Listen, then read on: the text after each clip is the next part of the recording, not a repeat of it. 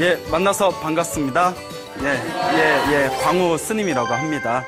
예, 저희 부처님을 석가모니 부처님이라고 합니다. 그렇죠? 예, 석가모니 부처님이라고 하는데 그 뜻이 원래 석가족에서 출현하신 성자다라는 뜻입니다. 석가족에서 출현하신 성자. 그래서 석가모니라고 합니다. 만약에 부처님이 김씨였으면 무슨 모니라고 불렀을까요? 김가모니라고 불렀을까요? 예, 박씨면 박가모니, 예, 하여튼 석가족에서 출현하신 성자다 해서 석가모니라고 불리우는데요. 부처님의 원래 본명은 시다르타입니다. 시다르타. 다 들어보셨죠? 그래서 이제 시다르타의 뜻이 뜻대로 이루어지다라는 뜻이 되겠습니다. 뜻대로 이루어지다. 그래서 이 시다르타 왕자가 29살에 출가를 합니다. 예, 29살에 출가를 하시고, 깨달음을 구해서 이제 출가를 하시게 되는데, 첫 번째 만난 스승이 알라라 깔라마입니다. 예, 이름이 조금 요상해요. 알라라 깔라마라는 스승을 만나게 됩니다. 알라라 깔라마 밑에서 명상수행을 열심히 하셨다고 합니다. 그래서 당신의 스승이었던 알라라 깔라마를 며칠 만에 뛰어넘습니다. 예, 수십 년 동안 수행했던 스승의 경지를 며칠 만에 뛰어넘고 나서 이것으론 부족하다. 이것으론 진정한 깨달음이라 부를 수가 없다 해가지고 두 번째 스승을 찾아가게 됩니다. 그것이 바로 우타카 라마푸타입니다. 괜히 웃음이 나오죠? 예, 우타카 라마푸타를 만나게 되고요. 역시 우타카 라마푸타 밑에서 수행을 하면서 며칠 만에 수십 년 동안 수행했던 스승의 경지를 뛰어넘게 됩니다. 그러니까 타고난 천재예요. 타고난 천재입니다. 예. 그래서 우리가 그런 말이 있지 않습니까? 열심히 하는 사람은 좋아서 하는 사람을 이기지 못한다라는 얘기 있죠. 근데 아무리 좋아서 하는 사람도 타고난 사람도 이기지 못한대요. 예. 그래서 천재는 이기기 힘들다라는 얘기가 있죠. 그래서 여러분은 천재인 것 같아요? 아닌 것 같아요?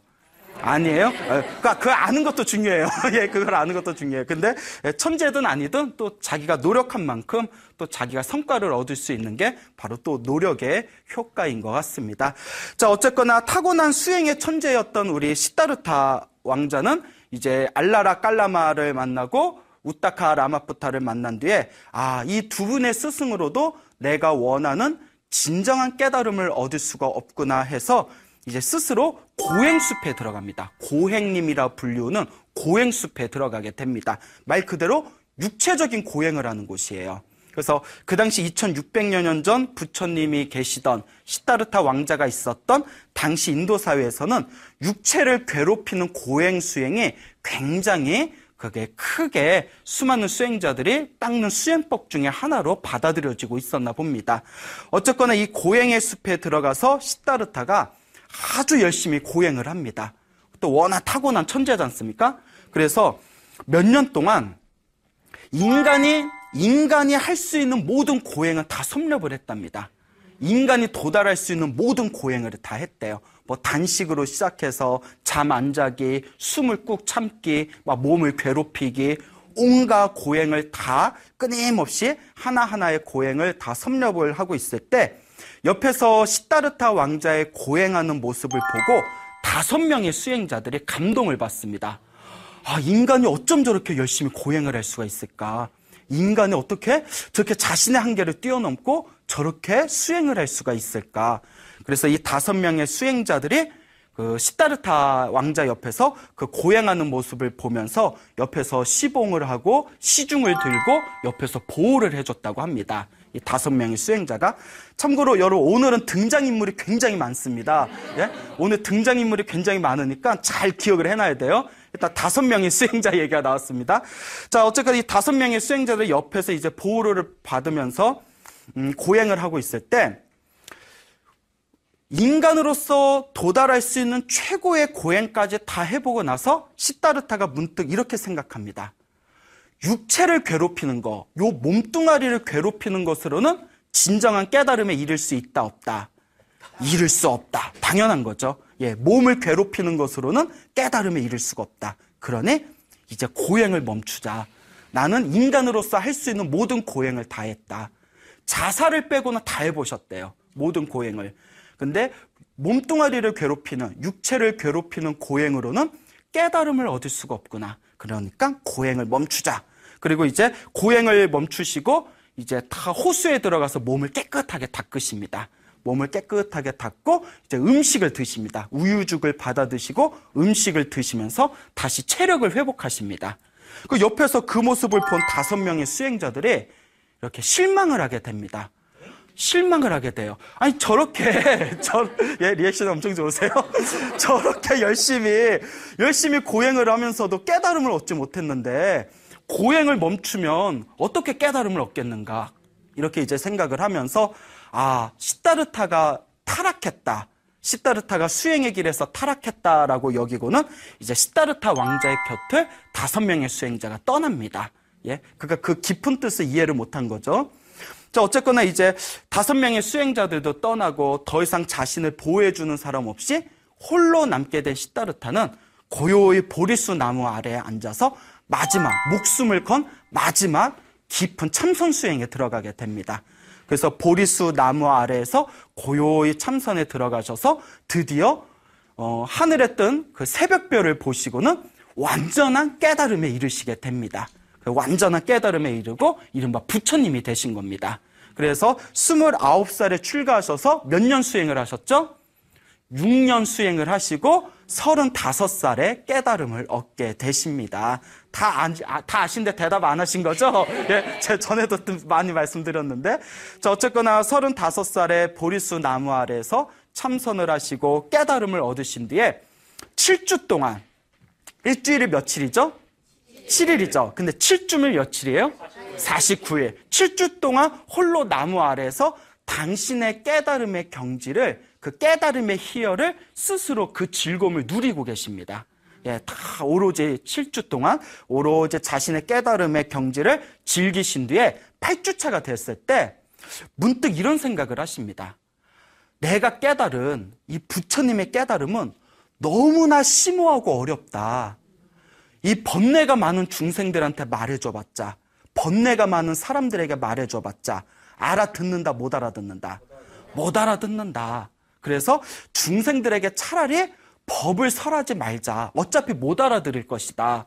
라는 심각한 고민에 빠지시게 됩니다. 그리고 우리가 하마터면 부처님 불법을 모를 뻔했어요. 부처님이 만약에 안 가르쳐 주셨으면. 불법이 너무나 어렵고 심오하니까. 그때 하늘나라, 하늘의 신인 브라만 신 다 들어보셨죠? 네. 인도 최고의 신이라는 브라만 신이 하늘에서 수많은 신들을 데리고 하늘에서 다 내려왔답니다. 그리고 부처님 앞에서 다 무릎을 꿇고 합장을 하고 다음과 같이 청을 합니다. 거룩하신 부처님이시여, 이 세상에는 부처님의 진리가 필요합니다. 이 세상에는 번뇌가 많은 중생도 있지만 번뇌가 적은 중생들도 있습니다. 번뇌가 적은 중생들은 부처님의 말씀, 부처님의 법문을 바르게 알아들을 것입니다. 그러니 번뇌가 적은 중생들을 위해서 법을 설해 주십시오라고 청을 합니다. 이게 그 유명한 불교의 브라만의 권청, 범천의 권청이라고 합니다. 청을 하다, 권하다, 법을 설해 주십시오 하는 그런 권하는, 청하는 내용이 되겠습니다. 그래서 부처님께서 결심을 하십니다. 그래, 이 세상에는 번뇌가 적은 중생들도 있으니 그들을 위해서라도 내가 마땅히 불법을 설하겠다라고 결심을 하시고 조용히 이제 명상의 상태에 들어가셔서 당신의 신통력으로 누구에게 법을 설해야, 누구에게 제일 먼저 법을 설해야 이 부처님의 깨달음을 알아들을 수 있을 것인가 하고 그 천안통으로 이렇게 세상을 비춰봤답니다. 그리고 딱 생각나는 사람이 당신의 첫 번째, 두 번째 스승이었던, 기억나시죠? 알라라 깔라마와 우타카 라마푸타, 이 2명의 스승을 생각하게 됩니다. 알라라 깔라마와 우타카 라마푸타, 이 2분은 나에게 처음 이 명상의 세계를 인도해 주신 스승님이고 이들에게 내가 이 붓다의 법, 불법을 가르치면 분명히 깨달음을 얻을 것이다. 그리고 알라라 깔라마와 우타카 라마푸타, 이 2분의 스승이 어디 있는지를 딱 찾아봤는데 죽었어요, 이미. 예, 그때 이제 나이가 많았나 봐요. 죽었어요. 이제 부처님께서도 이미 이 세상을 떠나서 어쨌거나 이번 생에 그 열심히 수행을 했기 때문에 알라라 깔라마와 우타카 라마푸타는 죽어서 하늘세계에 태어났답니다. 하늘세계에 태어나서 이 2명에게는 이제 법을 전하기가 어렵겠구나 느끼십니다. 그래서 그럼 그 다음에는 누구에게 내가 법을 설해야 마땅하겠는가, 누구와 인연이 있겠는가를 다시 이제 신통력으로 다 세상을 살펴봅니다. 그리고 부처님의 그 천리안, 부처님의 천안통의 그물에 딱 걸린 존재들이 아까 말한 고행을 하는 모습을 보고 감동해서 옆에서 보호하다가 부처님께서 시다르타 왕자가 고행을 포기하니까 아, 시다르타가 타락했구나 하고 실망하면서 떠나갔던 5명의 수행자가 우리 부처님의 신통력의 그물에 딱 걸립니다. 이 5명의 수행자에게 법을 설하면 이들은 마땅히 깨달음을 얻을 만한 인연이 있겠구나라는 걸 느끼시게 됩니다.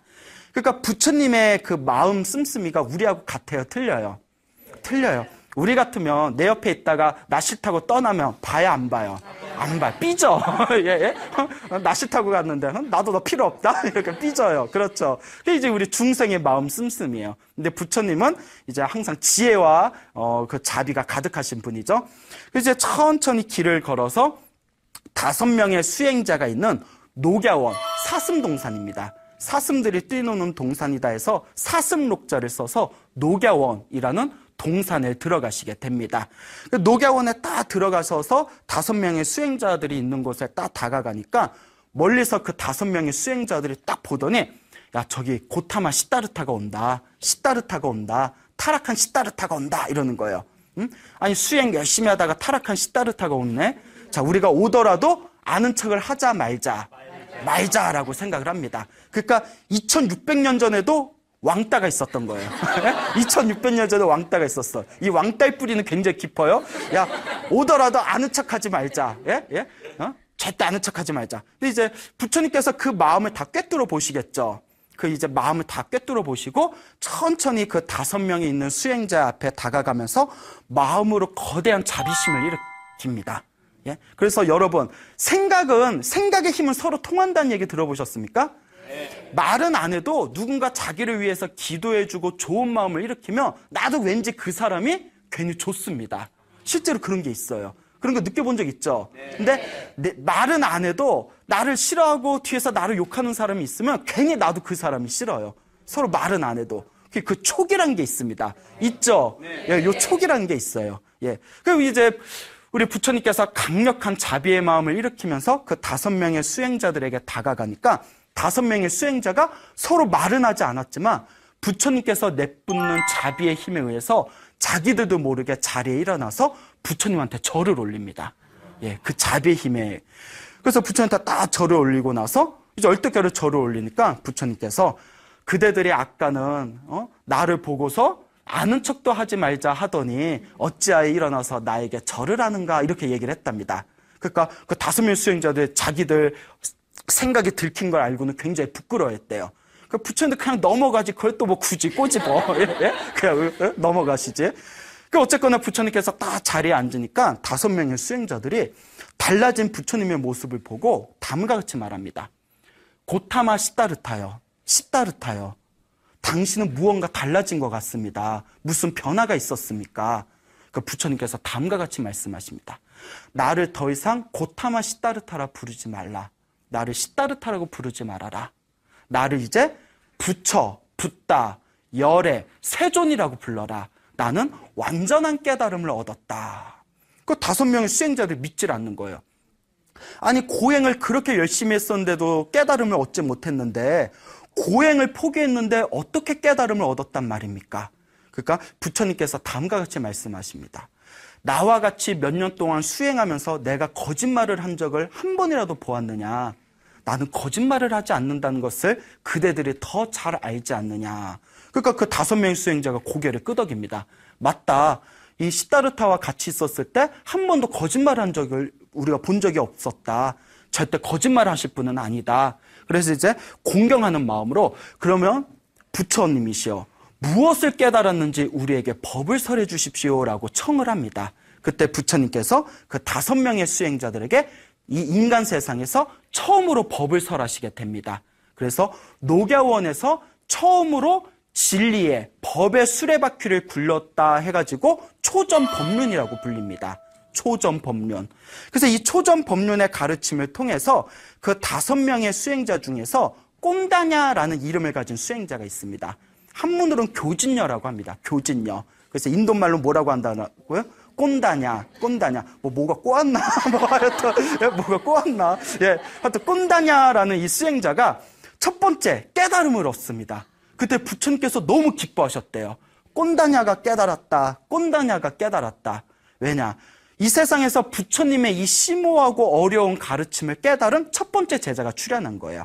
꼰다냐가 깨달았다. 꼰다냐가 깨달았다. 그리고 그 뒤에 나머지 4명의 수행자도 차례차례 완전한 깨달음을 얻었다고 합니다. 그래서 부처님을 버리고 떠났던 이 녹야원의 5명의 수행자들이 부처님의 가르침을 듣고 꼰다냐가 첫 번째 깨달음을 얻고 나머지 4명이 깨달음을 얻으면서 번뇌와 욕망이 사라진 깨달음을 얻은 거룩한 성자가 되었다고 합니다. 이 5명의 수행자들의 이야기를 일단 잘 기억해 두시기 바랍니다. 자, 이제 부처님께서 5명의 수행자들에게 이제 깨달음을 전하시고 나서 하루 이렇게 숲에 앉아서 홀로 명상을 하고 계실 때 그 부처님이 계신 숲 근처에 야사라는 젊은이가 있었다고 합니다. 근데 엄청난 부자였대요. 그러니까 이 야사라는 젊은이가 엄청난 부자고 또 젊다 보니까 항상 하루하루 쾌락을 즐기면서 살았답니다.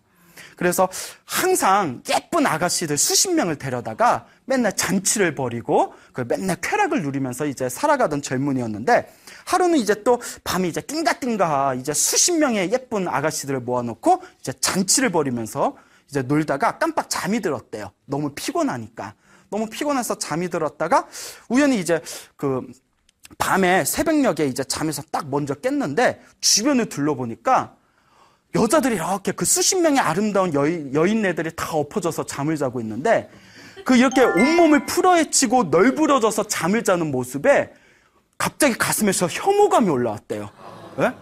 낮에는 저렇게 예뻤는데 지금은 저렇게 자는 모습이 마치 시체와 같구나. 송장과 같구나. 가슴에서 혐오감이 확 올라오면서 아 괴롭다 괴롭다 하면서 밖으로 뛰쳐나갔대요. 야사가. 이 경전에 나오는 거예요. 괴롭다 괴롭다 해서 너무 충격을 받아서 순진해.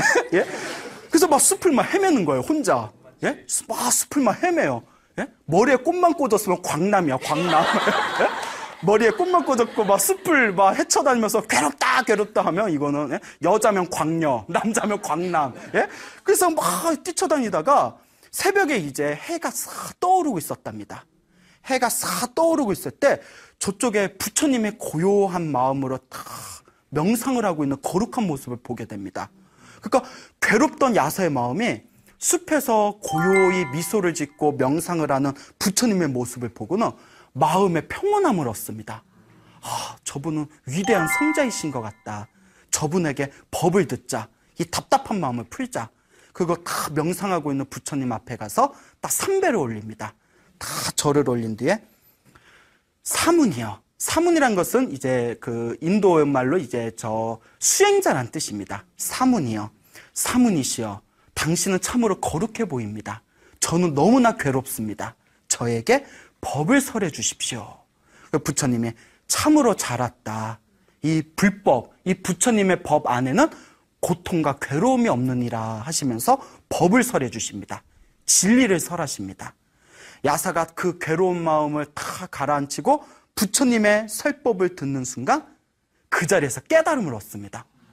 그 자리에서 번뇌와 욕망이 사라지고 거룩한 성자가 됩니다. 그리고 야사는 이제 모든 번뇌와 욕망이 사라졌기 때문에 더 이상 세속으로 돌아가고 싶은 마음이 없습니다. 그 부처님 밑에서 머리를 깎고 출가합니다. 부처님 밑에서 야사가 머리를 깎고 출가하니까 이 소식, 이 소문이 마을 사람, 도시에 쫙 퍼지게 됩니다. 이 야사에게는 54명의 친구가 있었답니다. 54명의 절친이 있었는데 54명의 절친이 난리가 난 거예요. 도대체 저렇게 돈 많고 저렇게 평생 쾌락을 누리면서 아무런 걱정 근심 없이 살던 야사가 도대체 왜 출가를 한 거냐. 그 친구들이 난리가 난 거예요. 그래서 야사가 아무래도 최면술사에게 최면에 빠져가지고 그렇게 저렇게 붙잡혀 있나 보다. 우리가 가서 구해주자. 그 54명의 친구들이 우르르 야사를 찾으러 갑니다. 그러니까 야사가 친구들 딱 오니까 우리 스승을 만나보거라. 우리 부처님 스승을 만나고 나랑 대화를 나누자. 그 그 54명의 친구들이 도대체 어떤 인간이길래 우리 친구 야사를 꿰어가지고 머리를 깎았단 말인가. 그 54명의 친구들이 다 부처님과 이제 대화를 합니다. 그 부처님께서 그대들이여 나의 법을 들어라. 그리고 이제 법문을 하시고 법문을 듣는 순간 54명의 친구들이 또 깨달음을 얻습니다. 그 자리에서 모든 번뇌와 욕망이 사라져서 거룩한 성자가 됩니다. 법문 한 번에. 예. 그리고 법문을 듣고 깨달음 얻고 다시 세속으로 돌아간다, 돌아가지 않는다. 돌아가지 않고 그 자리에서 출가를 하게 됩니다.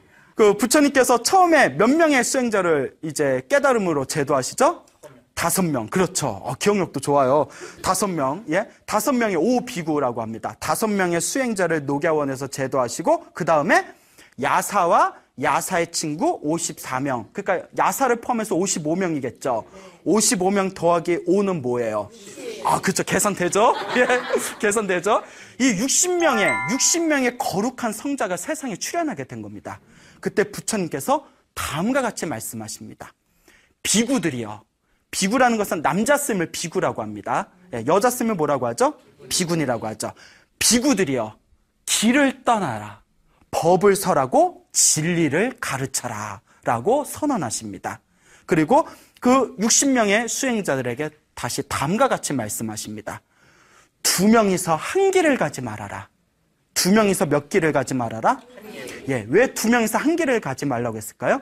한 명이라도 다른 길을 가서 더 널리 더 많은 사람들에게 법을 전하라라는 뜻이 되겠습니다. 그리고 이 60명의 수행자들에게 널리 세상에 나가서 법을 설하고 진리를 가르쳐라라고 부촉하신 뒤에 당신도 이제 길을 떠나십니다. 또다시 이제 널리 중생들을 제도하기 위해서. 그렇게 이제 길을 가시고 계시다가 어느 숲에 이르게 되셨는데 그 숲에 또 하필이면 30명의 젊은 왕족들이 있었대요. 30명의 젊은 왕족이 있었는데 이 왕족들이 이 30명의 젊은 왕족이 굉장히 이제 돈이 많고 또 왕족이다 보니까 돈도 많고 권력도 있고 그리고 온갖 쾌락을 즐기면서 살아가는 젊은이들이었다고 합니다. 예? 그 이 30명이 이제 오늘도 놀아야지 하고 30명이 이제 예쁜 기생들을 데리고 이제 숲에 가서 소풍을 나갔답니다. 거기서 이제 우리 막 열심히 이제 놀고 있다가 이제 너무 노니까 체력이 딸리는 거예요.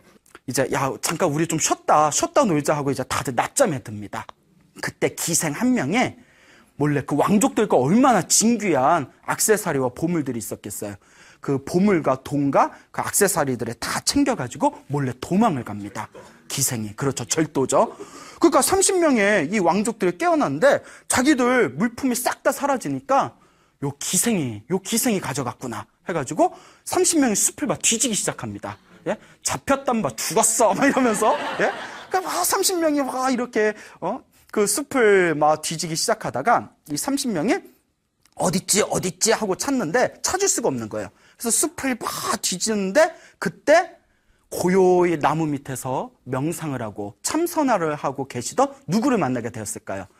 부처님, 붓다를 만나게 됩니다. 부처님께서 막 나무 밑에서 명상을 하고 계시는 거예요. 그 부처님을 딱 보니까 부처님의 모습이 얼마나 거룩해요. 그렇죠. 그런데 돈 때문에 눈이 돌아가 있는 상태라서 뭐 거룩하고 말고도 안 보여. 그냥 다짜고짜 가서 어이 이러는 거예요. 예? 예? 이보쇼. 혹시 그 이렇게 생긴 여자 혹시 못 보셨어? 이렇게 물어보는 거예요. 예? 혹시 여자 못 봤어? 부처님께서 다 눈을 뜨시면서 다음과 같이 말합니다. 그대들이요. 그 여자는 왜 찾고 있습니까? 그러니까 이 30명의 그 왕족들이 그 여자들이 우리 보물을 가지고 우리 재물을 가지고 도망을 갔어. 그래서 우리가 그 여자를 쫓고 있어. 그 여자를 혹시 보셨어? 이와 같이 물었을 때 부처님께서 우리 불교에 그 아주 유명한 말씀을 남기십니다. 이게 굉장히 유명한 얘기예요. 그대들이요. 도망간 여자를 찾는 것이 더 중요합니까? 아니면 자기 자신을 찾는 게 더 중요합니까? 아주 유명한 얘기입니다. 도망간 여자를 찾는 게 더 중요합니까? 자기 자신을 찾는 게 더 중요합니까? 뭐가 더 중요해요? 그렇죠. 자기 자신을 찾는 게 중요하죠. 그러니까 이 왕족들이 충격을 받은 거예요. 노는 것만 알았지 자기 자신이라는 것을 몰랐어요. 자기 자신을 찾는다는 거. 그 노는 것만 알았고 쾌락을 즐길 줄만 알았지. 이 30명의 젊은이들이 충격을 받습니다. 자기 자신을 찾는 게 더 중요합니다. 그때 부처님께서 다음과 같이 말씀하십니다. Sit down, 앉아라. 예?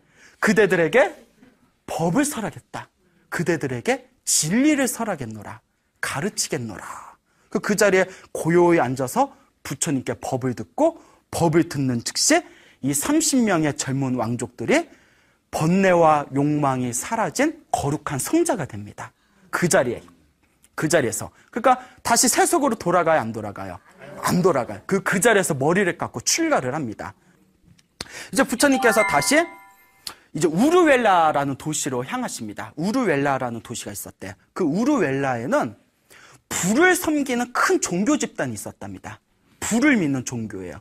불을 믿는 큰 종교 집단이 있었는데 그 종교 집단의 교주가 삼형제였다고 합니다. 근데 이름이 다 가섭이기 때문에 가섭 삼형제라고 불렀대요. 가섭 삼형제. 그 가섭 삼형제 밑에 제자들이 1000명이 있었다고 합니다. 몇 명 있었다? 1000명이 있었대요. 자, 1000명의 제자가 있었는데 첫째 가섭 밑에 500명의 제자가 있었고 둘째 가섭 밑에 300명의 제자가 있었고 그 다음에 셋째 가섭 밑에 200명의 제자가 있었답니다. 그래서 합쳐서 1000명의 제자가 있었다. 그러니까 이제 부처님께서 그들을 제도하고자 이제 가섭 삼형제를 찾아갑니다. 그래서 첫째 형 가섭에게 딱 찾아가서 제가 하룻밤 쉬고 싶은데 하룻밤 재워줄 수 있겠습니까? 그러니까 첫째 가섭이 우리는 다른 곳에서 온 수행자를 재워줄 방이 없소. 그러니 돌아가시오라고 얘기를 했답니다. 정 잘 곳이 없으면 저 동굴이 있는데 저 동굴에서 자도 되겠습니까? 그 첫째 가섭이 깜짝 놀라면서 그런 얘기는 하지도 마십시오. 저 동굴에는 불을 뿜는 동룡이 살고 있습니다. 드라곤, 동룡이 살고 있습니다. 용이 살고 있습니다. 불을 뿜는 용이 살고 있으니 저곳에 들어가면 절대 안 됩니다. 그러니까 부처님께서 자꾸 떼를 쓰는 거예요. 아니, 내가 알아서 할 테니 저기서 재워주시오. 그러니까 이 첫째 가섭이 그래도 굉장히 인품이 뛰어났답니다. 비록 불을 섬기는 종교 집단의 교주였지만 굉장히 인품이 뛰어나고 덕이 있었답니다. 그래서 계속 말리는 거예요. 이보시오, 젊은 양반. 그때 부처님 나이가 35이니까 젊어 보이잖아요. 젊은 양반, 저기 들어가서 잤다가 용한테 잡아먹힙니다. 당신이 걱정돼서 그런 거니까 저기에 들어가지 마십시오. 근데 부처님께서 자꾸 떼를 쓰니까 그렇게 인품이 뛰어난 첫째 가섭도 결국은 짜증을 냅니다. 알아서 하시오. 예? 그러니까 죽든 살든 알아서 하시오. 알아서 주무시든 말든 알아서 하시오. 하고 이제 신경을 쓰지 않습니다. 그 부처님께서 미소를 지으면서 그 동굴 안에 들어가시게 되죠. 동굴 안에 들어갈 때 뭐가 있어요? 불을 뿜는 드라곤, 동룡이 있어요. 예? 동룡이 있는데 이 동룡이 딱 부처님 보더니 불을 뿜으면서 공격을 했답니다. 용이. 그때 부처님께서 화강산매에 들어가셨답니다. 화강산매는 불화자에 빛광자를 써서 몸에서 큰 불을 일으키는 신통력을 화강산매라고 합니다. 그래서 부처님께서 지혜의 불, 자비의 불길을 일으키셔서 그 독의 불을 일으키는 동룡을 잠재우시고 동룡을 제도하셨다고 합니다. 그 동룡을 부처님이 들고 다니시는 바리떼, 바루 아시죠? 바리떼 안에 그 동룡을 조그맣게 만들어서 도마뱀처럼 만들어서 그 바리떼 안에 집어넣으셨다고 합니다. 그 다음날 이제 아침이 되었을 때 첫째 가섭이 너무 걱정이 되는 거예요. 아, 이 젊은 수행자가 죽었을 텐데 그때 끝까지 말릴 걸 그랬나? 너무 미안한 거예요. 아, 어떡하면 좋냐? 괜히 내가 끝까지 말리지 못해서 죽었나 보다 하고 있는데 저기서 딱 부처님이 미소를 지으면서 바루를 들고 딱 나오시는 거예요. 그거 깜짝 놀랐어요. 아니, 또 분명히 동룡한테 잡아먹혔을 텐데 어떻게 살아남았지? 아니, 동굴 안에 동룡이 있었을 텐데 어떻게 살아남았습니까? 그 부처님께서 바리떼 안에 있는 도마뱀처럼 작아진 동룡을 보여줍니다. 그 첫째 가섭이 깜짝 놀래요. 그러면서 이 사람은 정말 신통력이 대단하구나. 정말 뛰어난 사람이구나. 내가 수십 년을 살았지만 이런 사람은 처음 본다. 하지만 신통은 뛰어나도 깨달음은 못 얻었을 것이다 하고 무시하는 마음을 계속 가지고 있었대요. 그 사람의 교만심이 그렇게 무서운 거예요. 그러니까 이제 부처님께서 다 바로 안에 있는 동룡을 보여주시고 미소를 지으니까 이 첫째 가섭이 어쨌거나 대단한 사람이다 생각돼서 그러지 말고 우리가 매일매일 내가 공양을 드릴 테니까 여기서 몇 개월만이라도 같이 삽시다. 같이 살면서 우리 공부합시다. 이렇게 부처님을 붙들었대요.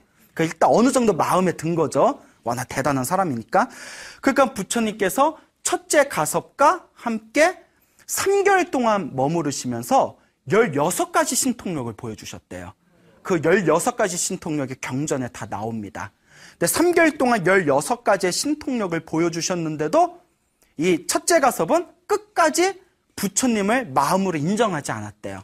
저 젊은 수행자가 신통력이 뛰어나고 대단한 건 사실이지만 그렇다고 무엇을 얻은 것은 아닐 것이다. 깨달음을 얻은 것은 아닐 것이다. 라는 그런 무시하는 마음이 있었는데 3개월이 지나고 나서 부처님께서 첫째 가섭에게 다음과 같이 말씀하십니다. 당신은 불을 믿고 있지만 당신의 가르침, 당신의 진리는 참다운 가르침, 참다운 진리가 아닙니다. 그러니 지금이라도 진정한 진리를 찾으시기 바랍니다. 라고 부처님께서 간곡하게 조언을 해주니까 그때서야 이 첫째 가섭의 마음이 이렇게 무너져 내렸답니다. 곰곰이 3개월 동안 같이 살아보면서 그래, 솔직히 나는 저 사람보다 뛰어난 것 같지 않다. 저 사람 말대로 내가 믿고 있는 이 불을 믿고 있는 종교는 진정한 가르침이 아닐 것이다. 어쩌면 저 사람은 진짜 깨달음을 얻은 사람일 수 있다. 차라리 저 사람 밑에 내가 제자가 되자라고 생각을 합니다. 그래서 그 첫째 가섭이 부처님께 다음과 같이 말씀을 드립니다. 젊은 수행자여, 나는 당신의 제자가 되고 싶습니다. 그때 부처님께서 이와 같이 말씀하십니다. 나의 제자가 되려면 2가지 조건이 있습니다. 그 2가지 조건이 뭡니까? 첫째, 나를 이제 젊은 수행자로 불러서는 안 됩니다. 무엇이라고 불러야 됩니다? 부처님이라고 부르십시오. 부처, 붓다, 붓다가 깨달음을 얻은 자라는 뜻입니다. 부처님이라고 부르십시오. 그 다음에 2번째 조건이 있습니다. 당신 밑에 500명의 제자가 있는데 이 500명이 당신 하나만을 의지하고 있는데 당신이 갑자기 나의 제자가 된다면 500명의 제자들이 충격을 받고 방황할 수가 있습니다. 500명의 제자들에게 내가 출가해도 되겠냐고 동의를 얻으십시오. 500명의 제자들이 허락을 한다면 제 제자로 받아주겠습니다. 라고 이야기를 했다고 합니다. 그래서 500명의 제자들을 불러놓고 나는 저 젊은 수행자인 부처님에게 출가하고자 한다. 그런데 그대들은 그대들의 길을 가라. 그거 500명의 제자들이 이와 같이 얘기합니다. 스승이시여, 실은 저희들 500명도 저 젊은 수행자와 3개월 동안 같이 있으면서 저희들도 그 16가지 신통을 보고 저 수행자의 그 언행이 일치된 모습을 보고 감동을 받고 사실은 저 사람에게 마음으로 승복하고 있는 그런 상황이었습니다. 그런데 스승님의 얼굴 때문에 저희들이 차마 저분 밑으로 들어가지 못한 거였습니다. 만약에 스승님이 저분의 제자가 된다면 저희 500명도 따라서 저분의 제자가 되겠습니다. 라고 이야기를 합니다. 그래서 스승이 기뻐하면서 이제 자기들이 모시던 불을 섬기던 도구들을 다 태워버리고 다 없애버리고 다 물에다 흘려버리고 머리를 깨끗하게 깎고 승복을 갈아입고 첫째 가섭과 500명의 제자들이 부처님의 제자가 됩니다. 근데 첫째 가섭과 500명의 제자가 부처님의 제자가 되었다라는 얘기가 쫙 펼쳐지면서 누가 그 소식을 먼저 들었을까요? 둘째 가섭과 셋째 가섭이 그 소식을 듣습니다. 그 충격을 받아요. 아이고, 우리 큰형님이 저 꼬드김에 빠졌나 보다. 예? 그래서 이제 둘째 가섭하고 셋째 가섭이 부처님을 찾아가서 토론을 벌입니다. 이러쿵 저러쿵 토론을 벌이다가 마음으로 감동을 하고 둘째 가섭과 셋째 가섭도 우리는 이제 불을 버리겠습니다. 당신의 제자가 되겠습니다. 라고 했을 때 부처님께서 똑같은 조건을 제시합니다. 당신 밑에 300명의 제자와 당신 밑에 200명의 제자에게 동의를 얻으십시오. 허락을 받는다면 내 제자로 받아들이겠습니다. 부처님 대단하시죠? 우리 같으면 웬 이게 굴러오는 호박이냐 싶을 텐데. 그래서 300명의 제자와 200명의 제자들에게 동의를 구했을 때 이 300명의 제자와 200명의 제자도 다 함께 출가를 합니다. 그래서 그 우르벨라에서 가섭 삼형제와 그렇죠. 합쳐서 1000명의 제자들이 부처님 밑에 머리를 깎고 스님이 되게 됩니다. 그리고 이 부처님께서 다음과 같이 생각합니다. 이 3명의 가섭 삼형제와 이 1000명의 제자들은 불을 섬기고 있었기 때문에 불을 비유로 들어서 불을 이용해서 법을 설한다면 바로 그 자리에서 깨달음을 얻을 수 있을 것이다. 그래서 이제 우리 부처님께서 가섭 삼형제와 1000명의 제자들을 데리고 가야산으로 올라갑니다. 가야사 정상에 딱 올라가서 불을 비유로 들어서 그 유명한 불의 법문을 하십니다. 우리 부처님 경전에 나오는 불의 법문이라는 내용이 있는데 굉장히 좀 길어요. 근데 이제 요약하면 다음과 같은 법문입니다. 가섭 삼형제와 1000명의 제자들과 함께 그 가야산 정상에 올라서 이 불을 비유로 든 불의 법문을 하시는데, 제자들이요, 비구들이요, 스님들이요, 모든 것이 활활 불타고 있다. 모든 것이 활활 불타고 있다. 그런데 무엇이 불타고 있냐? 탐욕의 불이 불타오르고 있고, 분노의 불이 불타오르고 있고, 어리석음의 불이 불타오르고 있다. 이게 그 불교에서 말하는 탐진치 삼도, 탐진치, 탐욕과 성냄과 어리석음의 불이 불타오르고 있다. 예? 모든 집착을 버리고 번뇌의 불을 꺼라 라는 그 유명한 불의 법문을 설하시고 나서 그 자리에서 가섭 삼형제와 1000명의 제자들이 모든 번뇌가 사라지고 욕망이 사라진 거룩한 성자가 됩니다. 예, 이렇게 해서 1000명의 이제 또 깨달음을 얻은 성자들이 출현하게 됩니다. 이와 같이 이제 부처님께서 그 1000명의 제자들과 함께 이제 왕사성으로 향하시게 됩니다. 왕사성에서 빈비사랑 왕의 도움을 받으면서 이제 1000명이 넘는 제자들과 함께 이제 한 곳에 모여서 수행을 하고 있었을 때, 부처님의 소문을 듣고 부처님이 계신 곳에 사리불가 목곤년이 나타나게 됩니다. 부처님 밑에 출가하게 되면서 그때 부처님께서 다음과 같이 말씀하십니다. 보라, 저 젊은이들을, 저 두 젊은이들은 언젠가 나의 상수 제자가 되어 널리 법을 전하고 수많은 중생들을 제도하게 될 것이다 라고 선언하십니다. 그 사리불가 목곤년이 그 부처님의 10대 제자 중에 가장 유명한 신통제일 사리불가, 지혜제일 사리불가, 신통제일 목곤년이 됩니다. 어쨌거나 이 사리불가 목곤년이 부처님 밑에서 깨달음을 얻고 나서 부처님께서 사리불가 목곤년의 당신의 상수제자로 이렇게 딱 임명을 합니다. 상수제자는 가장 뛰어난 제자, 당신의 오른팔 왼팔이란 뜻이에요. 당신의 오른팔 왼팔로 딱 이렇게 임명을 하니까 제자들이 난리가 난 거예요. 그 제자들이 난리가 나서 부처님한테 다음과 같이 얘기합니다. 부처님, 만약에 가장 뛰어난 상수제자를 세우시려면, 임명을 하시려면 순서대로 하는 게 맞지 않습니까? 순서대로 하면 첫 번째 오비구, 5명의 비구를 5명의 수행자가 있고 5명의 수행자가 싫다고 하면 또 누가 있어요? 그렇죠. 55명. 야사와 54명의 친구들. 55명의 수행자가 있고 55명의 수행자가 싫다고 하면 또 누가 있어요? 그렇죠. 30명의 수행자. 기억 되게 잘하세요. 예? 깜짝 놀랐네. 30명의 수행자가 있고 30명의 수행자가 싫다고 하면 누구죠? 그렇죠. 가섭 삼형제와 1000명의 제자들이 있습니다. 그런데 어찌하여 가장 마지막에 온 사리불가 목곤년을 상수제자로 삼으십니까? 혹시 이것은 편애하시는 겁니까? 라고 질문을 던집니다. 그 부처님이 편애를 해? 예?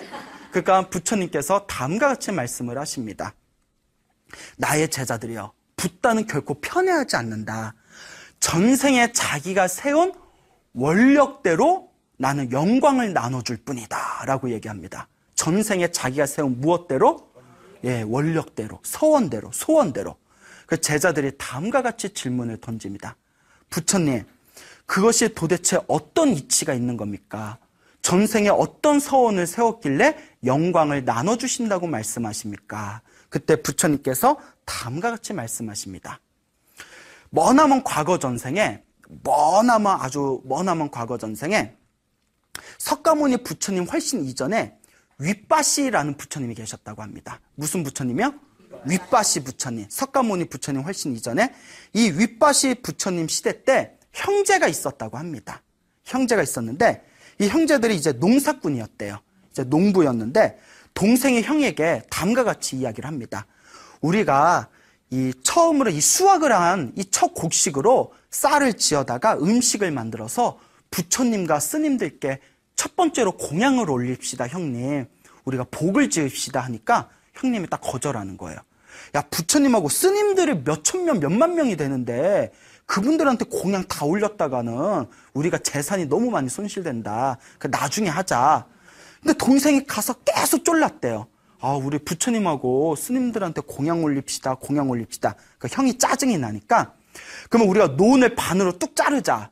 그래서 내 논은 건들지 말고 네 논은 네가 알아서 해라 라고 얘기를 했답니다. 동생이 자기 반으로 뚝 잘린 그 자기의 이제 구역이 된 논에서 다 수확을 해가지고 그 첫 곡식으로 쌀밥을 짓고 진귀한 음식을 만들어서 윗밭이 부처님과 수많은 스님들에게 첫 번째 공양을 올렸답니다. 부처님께서 공양을 맛있게 드시고 스님들의 공양을 맛있게 드시고 난 뒤에 부처님 앞에서 합장하고 절을 올린 뒤에 다음과 같이 서원을 세웁니다. 거룩하신 부처님이시여, 제가 이 공양을 올린 공덕으로 제가 이 세상에 부처님이 출현하시면 그 부처님 밑에서 첫 번째 깨달음을 얻은 제자가 되게 해주십시오 라고 서원을 세웠다고 합니다. 그 서원을 세운 동생이 바로 석가모니 부처님의 누구다? 첫 번째 깨달음을 얻은 꼰다냐였다라고 얘기를 하십니다. 이해 가시죠? 꼰다냐는 머나먼 과거 전생에 부처님의 깨달음을 얻은 첫 번째 제자가 되겠다고 서원을 세웠다. 그래서 나는 그 서원대로 영광을 나누어 줬을 뿐이다 라고 말씀을 하십니다. 알겠죠? 그리고 부처님께서 다음과 같이 말씀하십니다. 사리불가 목건년도 그렇다. 사리불가 목건년도 수많은 과거 전생에 아노마다씨라는 부처님이 계시던 시대였을 때, 어느 부처님이요? 아노마다씨. 아노마다씨라는 부처님이 계셨을 때 그때도 두 명은 친한 친구였다고 합니다. 친한 친구였을 때 아노마다씨 부처님을 만나 뵙고 너무나 존경하는 마음으로 몇 날 며칠 동안 옆에서 시봉을 들고 공경을 하고 공양을 올렸다고 합니다. 그렇게 몇 날 며칠 동안 공경하는 마음으로 공양을 올린 뒤에 다시 이 아노마다씨 부처님 앞에서 합장을 하고 다음과 같이 서원을 세웁니다. 저의 두 명의 친구가 부처님께 공경하는 마음으로 공양을 올리고 부처님께 공덕을 지은 이 선업의 힘으로 저희들이 부처님의 상수제자가 되게 해주십시오. 이 사리불가 목건어는 머나먼 과거 전생에 부처님 앞에서 상수제자가 되게 해주십시오라고 서원을 세웠기 때문에 이번 생에 나는 그 전생의 소원대로 상수제자의 영광을 주었을 뿐이다. 이와 같다. 야사와 54명의 친구들도 30명의 젊은 왕족들도 가섭 삼형제와 1000명의 제자들도 머나먼 과거 전생에 복을 짓고 선업을 짓고 공덕을 지으면서 깨달음을 얻게 해주십시오라고 서원을 세웠지 상수제자가 되게 해주십시오라고 서원을 세우지는 않았다. 하지만 사리불가 목건어는 복을 짓고 선업을 짓고 공덕을 지은 뒤에 상수제자가 되게 해주십시오라고 서원을 세웠기 때문에 나는 그들의 서원대로 깨달음을 원하는 자에게는 깨달음을 주었고 상수제자가 되게 바라는 자에게는 무엇을 주었다? 상수제자의 자리에 영광을 나누어 주었을 뿐이다 라는 말을 듣고 수많은 제자들이 비로소 부처님의 깊은 뜻을 이해했다고 합니다. 아시겠죠? 네. 이와 같이 자기가 지은 복과 선업과 공덕의 원력에 의해서 우리의 미래가 창조됩니다. 어쩌면 여러분들이 지금 살고 있는 여러분들의 좋은 모습이든 나쁜 모습이든 그 모든 모습은 여러분들이 일으킨 생각과 여러분들이 지은 업의 결과물일 것입니다.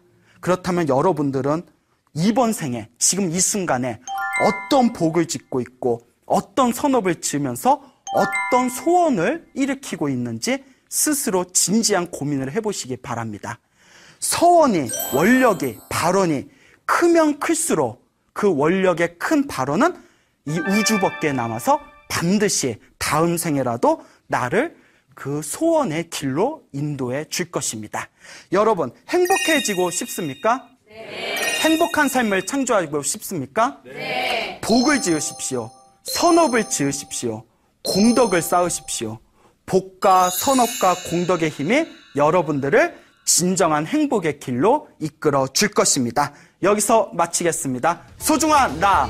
무한 행복.